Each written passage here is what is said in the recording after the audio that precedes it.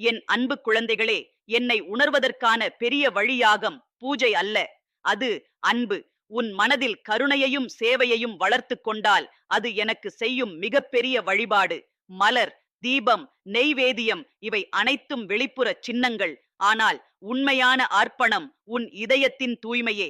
பிறரின் துன்பத்தை உணர்ந்து உதவுவதுதான் எனக்கு அர்ப்பணிக்கும் மலர். உன் நெஞ்சில் அன்பு மலர்ந்தால் அதுவே என் சந்நிதியாகும். உலகம் எதையும் அளிக்காமல் போகலாம், ஆனால் அன்பு அளிக்கும் சக்தி உன்னை எப்போதும் உயர்வாக வைத்திருக்கும். கருணையுடன் பேசு, தாழ்மையுடன் நட, நியாயமாக வாழ்.